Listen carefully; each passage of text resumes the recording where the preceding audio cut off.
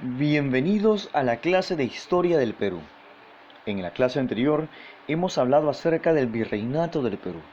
Hoy hablaremos acerca de los cambios que se produjeron en el imperio del Tahuantinsuyo, en el imperio incaico, tras la llegada de los españoles. Hoy vamos a hablar acerca de las dos repúblicas.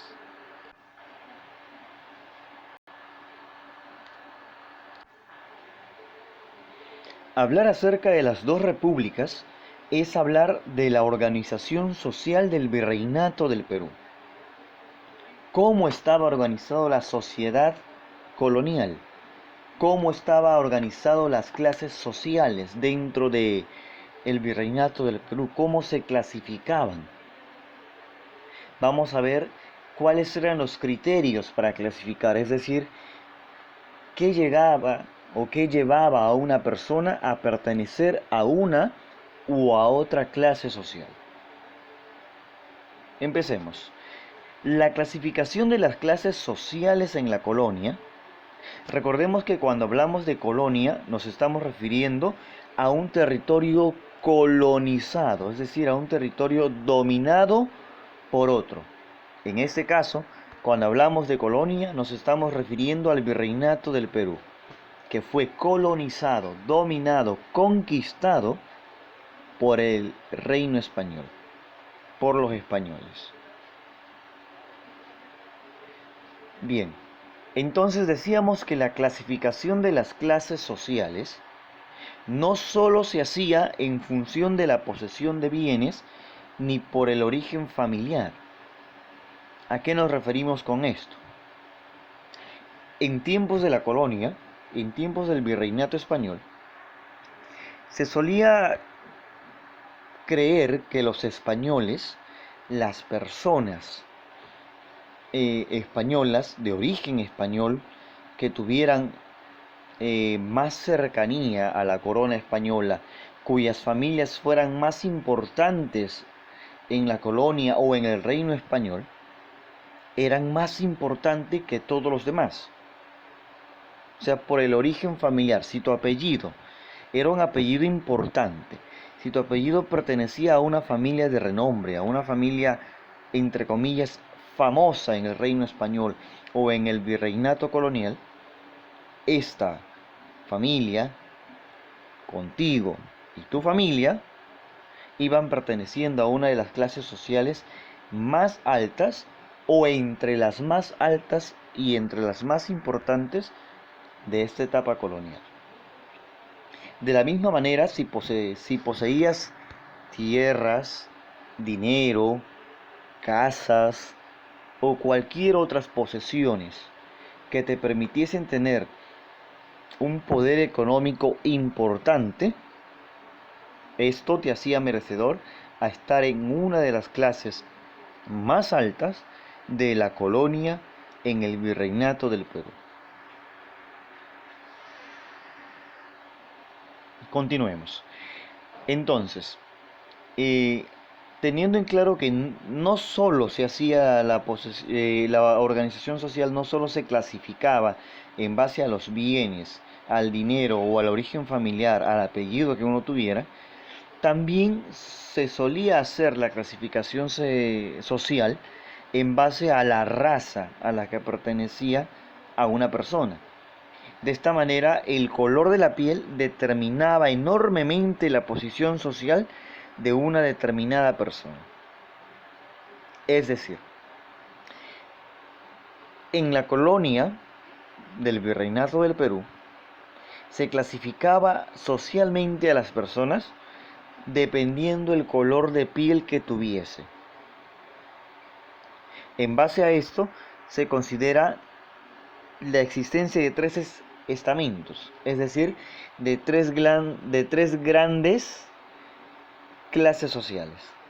Tenemos primero a la República de los Españoles, que obviamente estaba conformada por los españoles y por sus descendientes españoles. Tenemos la República de los Indios y tenemos a los negros.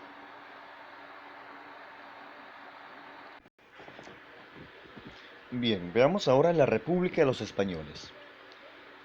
Esta está conformada por los blancos, españoles y americanos, es decir, los peninsulares y los criollos. ¿Quiénes son los criollos? Los criollos son españoles nacidos en el América del Sur, con papás solo de España. Es decir, tenemos una pareja de esposos españoles nacidos en España, que vienen a territorio de América del Sur, vinieron al Virreinato del Perú.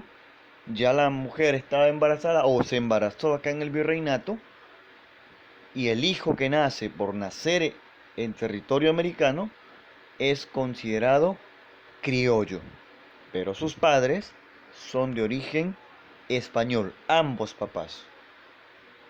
Sigamos. Vamos a encontrar diferencias por el lugar de nacimiento y la posición económica social. Por ello se considera que existían los siguientes grupos. Es decir, la República de los Españoles está dividida en tres grupos: la nobleza colonial, la clase media y el bajo pueblo.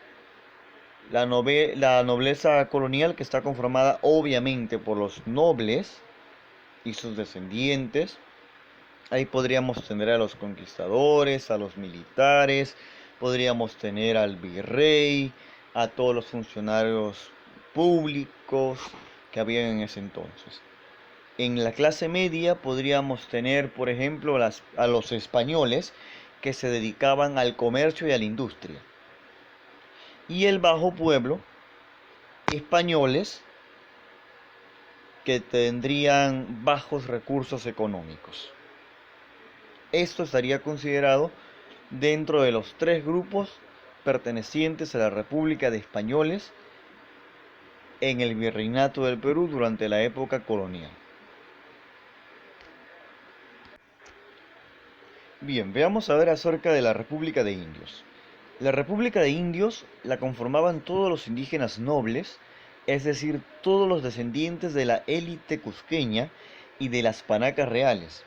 Fueron también nobles reconocidos aquellos indígenas descendientes de las grandes tribus macroétnicas costeñas y andinas. Existieron dos clases, dos grupos dentro de la República de Indios. Tenemos los indios nobles, que son el primer grupo, descendientes de los incas y los panacas, eran exonerados del pago de los tributos. Acá también podríamos tener a un personaje dentro de los indios nobles, por ejemplo a Túpac Amaru II. Era curaca. Él fue a la escuela de hijos de curacas. Entonces él pertenecía a la nobleza de indios. Tenemos los indios del común. Los indios del común eran la mayoría de la población durante la época del virreinato. A diferencia de los indios nobles, ellos sí realizaban el trabajo obligatorio llamada mita, que era la explotación de los minerales. Durante el virreinato peruano, los indígenas, los indios, los nativos de nuestro territorio, eran llevados por los españoles a trabajar de manera forzada y bajo condiciones inhumanas a las minas, para extraer minerales que posteriormente eran comercializados por los españoles y ellos eran beneficiados, y los indios muchas veces pues morían en las propias minas y no regresaban más a sus hogares, o regresaban ya estando enfermos, muy enfermos o muy ancianos, y morían al poco tiempo.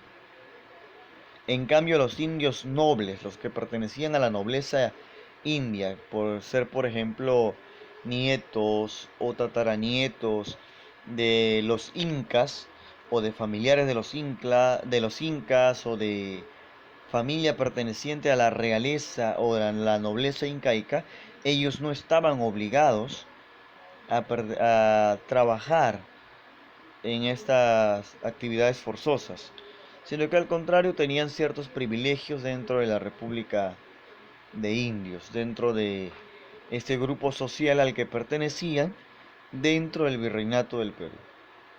Eso es lo referente a la República de Indios.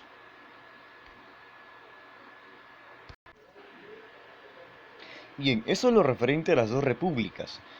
Tendríamos que tener en cuenta también que en la parte más baja de la organización social del Virreinato del Perú encontramos a los negros y mulatos.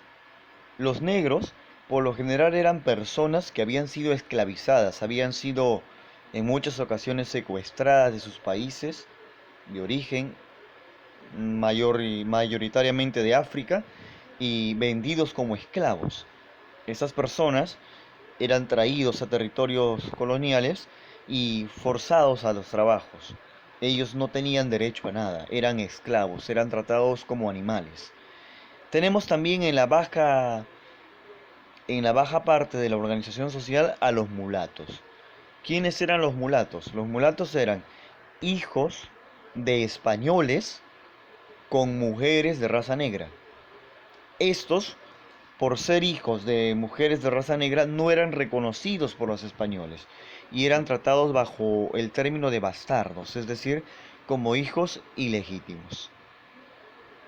Entonces, para resumir, dentro de la organización social tenemos la República de los Españoles, que estaba conformada por los españoles puros, por decirlo de alguna manera, los criollos, que eran hijos de españoles nacidos en territorio americano, y tenemos a los mestizos, que eran hijos de españoles con personas de raza incaica, de raza autóctona, nativa del Perú, o de otros virreinatos colonizados, básicamente con nativos del continente americano.